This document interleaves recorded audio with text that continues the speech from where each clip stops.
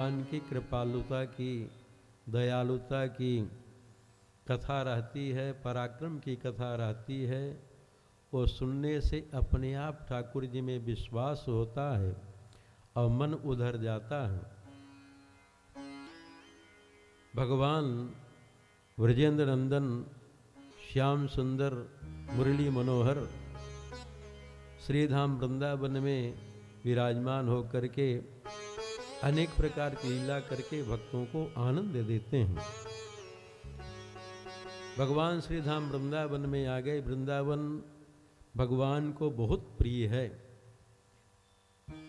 गोवर्धन का दर्शन करके, यमुना जी का दर्शन करके भगवान श्री कृष्ण और बलराम बड़े प्रसन्न होते हैं। अब भगवान बछड़ों को चराने के लिए भी जाने लगे। एक दिन भगवान अपने सखाओं से कहते हैं कि देखो सखाओ, कल हम लोग जल्दी चलेंगे, अब बाल भोग वहीं करेंगे, बछड़ों को चराएंगे, बाल भोग का छिका ले करके चलेंगे और वहीं बैठ करके बाल भोग करेंगे। अपने अपने घर से सब बाल भोग ले करके चलना। सब बालक अपना बाल भोग का छिका ले लिए और बछड़ों को ले लिए। सबके बछड़े तो सीमित हैं, लेकिन भगवान श्री कृष्ण के जो बछड़े हैं वो असीम हैं। सब सखा आपस में हंसी मजाक करते हुए चलते हैं। आज कंस आघासुर को भेजा। आघासुर आया, अजर का रूप बना करके जंगल में लेट गया, जीभ पूरे पृथ्वी में फैला दिया और ऊपर वाला जबड़ा आकाश में छुआ हुआ है। जब भगवान के सखा बछड़ों को लेकर के अघासुर के जीभ में चले, पैर रखे, बड़ा चिकना और बड़ा कोमल। सब कहते हैं अरे कितनी चिकनी, कितनी कोमल सड़क है, लगता है कि डल्लभ का गद्दा बिछा हुआ है। सब बछड़ों को लेकर के अंदर जा रहे थे। कोई कहता है वो श्वास को जब छोड़ा दुर्गंधी आई। सब सखा कहते दुर्गंधी कैसे निकल रही है। सखा कहते नहीं जानते, एक गुफा है और गुफा में संत महात्मा समाधि लगाए होंगे। अब कोई जीव जंतु मर गया होगा, उसकी दुर्गंधी आ रही है।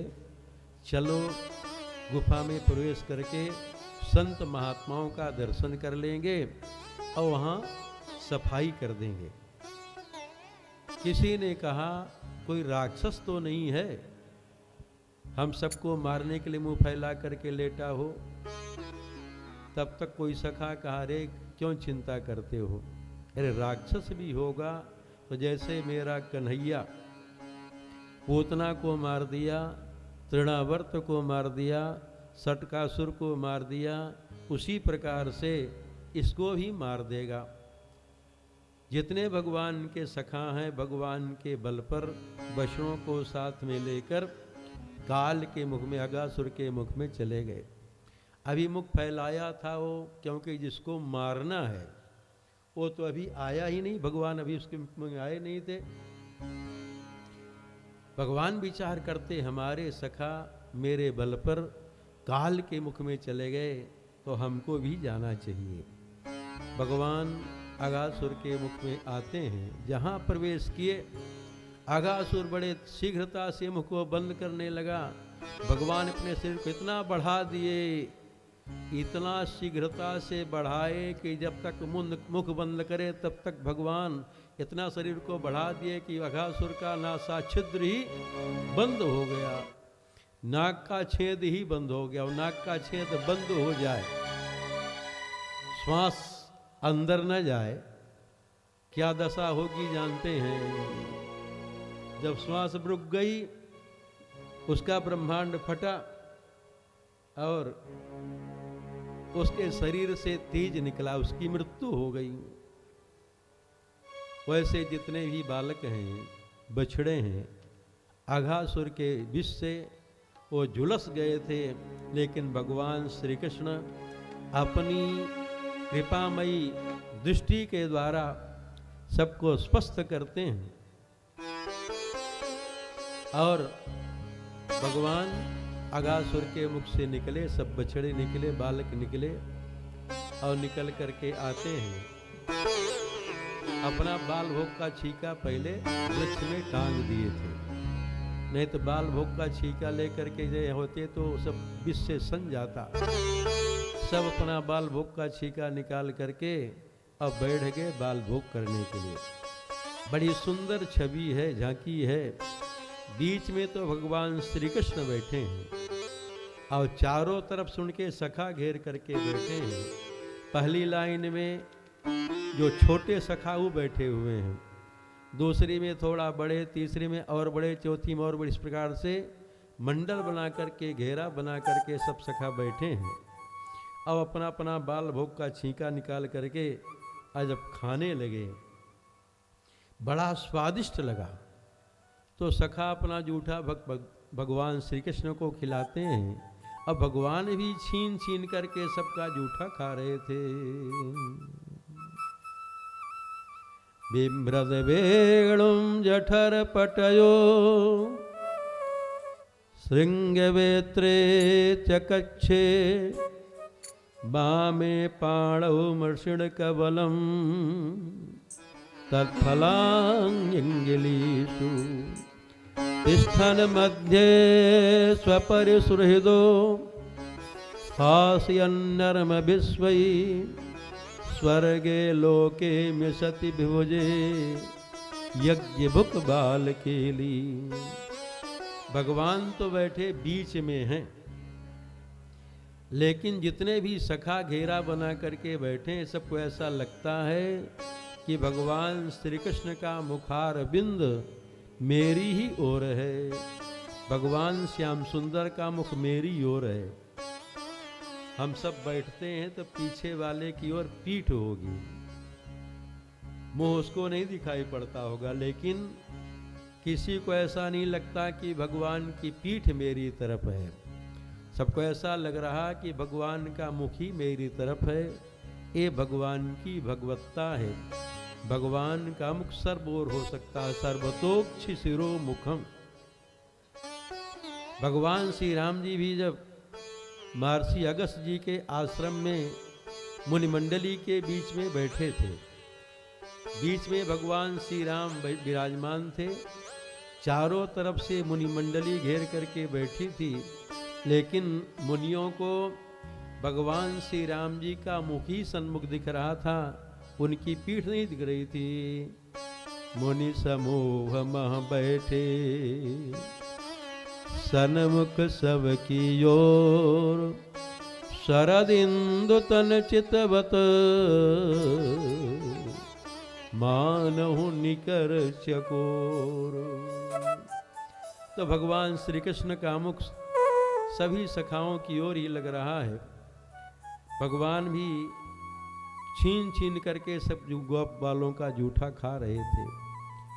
इतने में जब ब्रह्मा जी देखे अगासुर का वध हो गया, विचार करते तो भगवान है, लेकिन आए ब्रह्मा जी देखे भगवान श्री कृष्ण गोप बालकों के बीच में बैठ करके सबका जूठा छीन छीन करके खा रहे थे।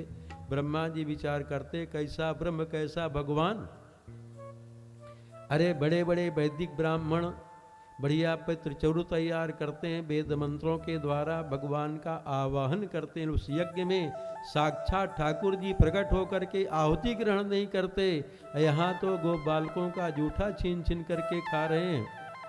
ब्रह्मा जी भगवान की मोहित माया में मोहित हुए, परीक्षा करना चाहे तो बछड़े चल रहे थे जंगल में, उनको उठाए और उठा करके पर्वत की कंदरा में छिपा दिए। जब सखाओं को याद आया कि हमारे बछड़े कहाँ हैं, कन्हैया कहते हैं कि आप लोग बैठ कर के बाल भोग करो, मैं बछड़ों को खोज करके लाता हूँ। भगवान श्री कृष्ण बछड़ों को खोजने के लिए चले गए। ब्रह्मा जी को मौका मिला, ब्रह्मा जी जितने भी भगवान के सखा बैठ करके बाल भोग कर रहे थे सबको उठाए और उनको ले जा करके पर्वत की कंदरा में छिपा दिए। भगवान श्री कृष्ण उधर गए तो बछड़े नहीं मिले, इधर आए तो उनके सब सखा नहीं मिले। अब भगवान विचार करते मैं अकेले घर जाऊं ठीक नहीं है, जितनी भी गायें हैं अपने बछड़ों की प्रतीक्षा करती होंगी और जितनी भी माताएं हैं अपने बालकों की प्रतीक्षा करती होंगी, तो अकेले जाना ठीक नहीं। भगवान आज उतना स्वरूप धारण कर लिए, बछड़े भी बन गए, बालक भी बन गए, और जो जिस रंग का था वैसे रंग के भी, वस्त्र भी बन गए, जो वस्त्र पहना था वस्त्र भी बन गए, श्रृंगी भी बन गए, बेत भी बन गए, सब कुछ आज भगवान श्री कृष्ण ही बन गए। यावत वत्सप वत्स काल्पक वपुर यावत् करांघ्रादिकं यावत् यष्टि विषाण वेणुदल यावत् विभूषाम्बरम् यावत् शील गुणाभिधा कृतिवयो यावत् विहारादिकं सर्वं विष्णुमयं गिरोंगवदज सर्वस्वरूपो बभौ। सब कुछ भगवान ही बन गए। आज जब वो बछड़े आए घर और बालक आए, माताएं उन बालकों को बहुत प्यार करी जो भगवान बने। अभी जो हाल का जन्म लिया बच्चा है उसको गोद में लेकर के दूध नहीं पिलाती, जो बड़ा हो गया है बछड़ों को चराने जाने लगा, दूध पीना बंद हो गया है, उसी बालक को लेकर के गोद में अपना दूध पिलाती हैं, प्यार करती हैं। गाय भी जो अभी हाल का ब्याया बछड़ा है उसको दूध नहीं पिलाती, जो भगवान बने हैं उसी को दूध पिलाती हैं, जिह्वा से चाट करके प्यार करती हैं। ये लीला 1 वर्ष तक चली। भगवान 1 वर्ष तक लगातार वो बालक भी बने रह गए, बछड़े भी बने रह गए। एक दिन गोवर्धन की तलहटी में उधर गोप गायों को चरा रहे थे और इधर भगवान श्री कृष्ण बलराम बछड़ों को चरा रहे थे। जब गायें देखी बछड़ों को तो उनसे मिलने के लिए दौड़ी। गोप बहुत डंडा लेकर के गायों को रोके लेकिन रुकी नहीं। तब बलराम जी ध्यान लगा करके देखते विचार करते आखिर बात क्या है, इतना रोकने के बाद भी गाय रुक नहीं रही हैं, क्या रहस्य है। बलराम जी ध्यान लगा करके देखे तो ध्यान में जितने भी बछड़े हैं बालक हैं सब में भगवान श्री कृष्ण का ही दर्शन हुआ। पहले बलराम जी जब ध्यान लगा करके देखते थे तो बालकों में बछड़ों में किसी ऋषि महर्षि का दर्शन होता था कि अमुक ऋषि ये बालक बना है, ये बछड़ा बना, लेकिन आज सब में भगवान श्री कृष्ण ही श्री कृष्ण का दर्शन हो रहा था। बलराम जी कन्हैया से कहते कन्हैया क्या बात है। पहले तो हम जब ध्यान लगा करके देखते थे तो बालकों में बछड़ों में किसी ऋषि महर्षि का दर्शन होता था, लेकिन आज सब में तुम ही नजर आ रहे हो, बात क्या है। कन्हैया कहते दाऊ दादा, अरे ब्रह्मा जी हमारे बछड़ों को भी चुरा ले गए और बालकों सखाओं को भी चुरा ले गए, तो मैं ही सब कुछ बना हुआ हूँ। ब्रह्मा जी का थोड़ा समय बीता था, आए देखने के लिए यहाँ क्या बीत रही है। देखे तो वहाँ बछड़े चल रहे हैं, यहाँ देखे तो सब बालक बैठ करके बाल भोग कर रहे हैं। ब्रह्मा जी विचार करते मैं तो उनको पर्वत की कंदरा में छिपा करके आया था, बछड़ों को ही बालकों को भी। वहाँ जा करके देखे तो पर्वत की कंदरा में छिपे हुए थे। ब्रह्मा जी कामों समाप्त हुआ। ब्रह्मा जी भगवान की स्तुति करते हैं। नवमीन्द्यते ब्रवपुषे तड़िदम्बराय गुंजावतंस परिपिक्षल सन्मुखाय वन्यस्रजे कवलवेत्र विषाण वेणु लक्ष्मश्रिये मृदुपदे पशुपांगजाय। ब्रह्मा जी भगवान श्री कृष्ण की स्तुति करते हैं। नवमीड्य प्रार्थना करते हैं प्रभु नमस्कार करने योग्य, प्रणाम करने योग्य तो आप ही हैं। नवमीड्य भगवान ही प्रणाम करने योग्य हैं। भगवान का जो दिव्य मंगलमय स्वरूप है, जल भरे बादल के समान श्याम वर्ण का है और भगवान पीतांबर धारण किए हुए हैं। भगवान का जो पीतांबर है उसमें कितनी चमक है, जैसे बादल आपस में टकराते हैं तो उससे बिजली उत्पन्न होती है, इतना उसमें प्रकाश होता है कि आंख बंद हो जाती है। तो भगवान का जो पीतांबर है वो बिजली की चमक जैसे चमकता है। व्यास जी आंखें बंद हो जाए आप वाला तो इतना नहीं चमकता है, लेकिन भगवान का जो पीतांबर है बिजली की चमक जैसे चमकता है। तड़िदंबराय, जब बिजली चमकती तो बड़ा आवाज भी होता है, कानों लगता फट जाएगा, अब आँखियों बंद हो जाती है। तो भगवान का जो पीतांबर है बिजली की चमक जैसे चमकता है। गुंजावतंस, वैसे यशोदा जी अनेक प्रकार का मणियों का आभूषण पहनाई है, श्रृंगार की हैं, लेकिन ब्रह्मा जी को केवल गुंजा की माला दिख रही है। गुंजा मने घुंघुची, यहाँ क्या बोलते हैं घुंघुची बोलते हैं। हाँ हाँ, वह बिया हुआ में बांधते हैं, क्या बोलते हैं घुंघची। ठीक है बोल दिए। अरे हम भी तो अयोध्या रह रहे हैं इनसे। तो मानो ब्रह्मा जी प्रार्थना करते हैं, प्रभु जब गुंजा ऐसी तुच्छ वस्तु की माला अपने वक्षस्थल पर धारण किए हैं, हृदय से लगाए हैं, तो भले मैं आपकी माया में मोहित होकर के आपकी परीक्षा लिया तो आप मेरे अपराधों को क्षमा करके अपने हृदय से लगा लेंगे। गुंजावतंस परिपेक्षल सन्मुखाय वन्यस्रजे, भगवान बनमाला धारण किए हैं। बनमाला में 5 प्रकार के पुष्प होते हैं, तुलसी, कुंद, मंदार, पारिजात, सरोरुहई। तुलसी, कुंद, मंदार, कमल, तुलसी, कुंद, मंदार, पारिजात और कमल, ये 5 प्रकार की जो पुष्पों से बनी हुई जो माला है उसी को बनमाला कहा जाता है। भगवान ये बनमाला धारण करते, वैसे भगवान की जो बनमाला है ये साधारण पुष्प नहीं है।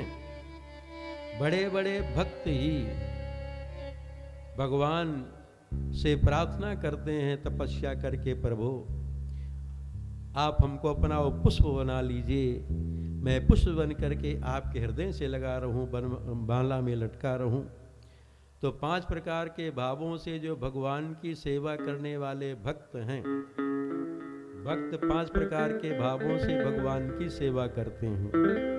एक तो शांत भाव, दूसरा सख्य भाव, तीसरा वात्सल्य भाव, चौथा श्रृंगार भाव और 5वां दास्य भाव। तो ये 5 प्रकार के भावों से जो भगवान की सेवा करने वाले भक्त हैं वही मानो पुष्प बन करके और भगवान के हृदय से लगे रहते हैं। माला इसे लंबी है, भक्त हृदय में नहीं रहना चाहते, वो भगवान के चरण में रहना चाहते हैं। जो बनमाला है भक्तों की माला है। तभी तो जब गोस्वामी नाभा जी भक्तमाल ग्रंथ की रचना किए, भक्तमाल की रचना किए, और जब माला की रचना हो गई तो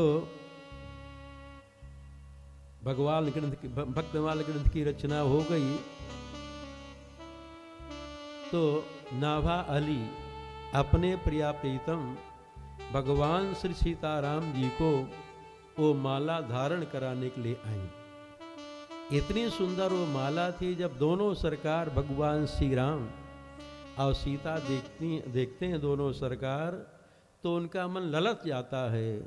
श्री किशोरी जी बोल पड़ती हैं, अरे नाभा सखी ये माला हमको पहनाओ, पहले पहनाओ। भगवान श्री राम कहते मुझको पहले पहनाओ।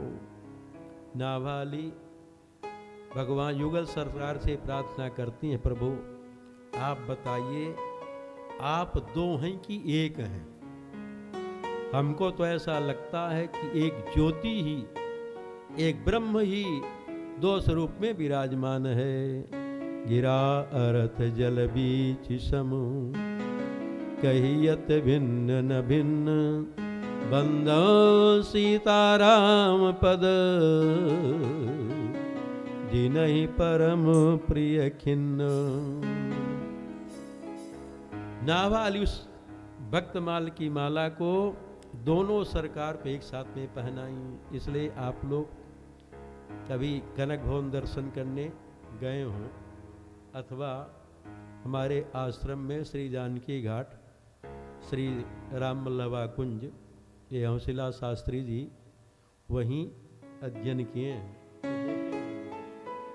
दोनों सरकार एक एक माला तो अलग अलग पहने जाती है। एक लंबी माला होती है, वो लंबी माला दोनों सरकार को एक साथ पहनाया जाता है। तो दोनों सरकार को एक साथ में माला पहना दिया तो भगवान वन माला धारण करते हैं। ये चरण तक लंबी होती है।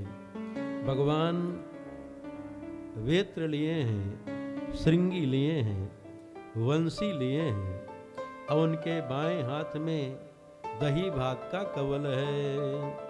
वन्यस्रजे कवल वेत्र विषाण वेणु, लक्ष्मश्रिये मृदुपदे पशुपांगजाय। भगवान के बाएं हाथ में दही हाथ का कौर है बीच में और उंगलियों में अचार है। ठाकुर जी हैं, ठाठ से पाते हैं, दही भात खा लिए फिर अचार चाट लिए, मिर्चा का चाट लिए, फिर चाट लिए। हाँ,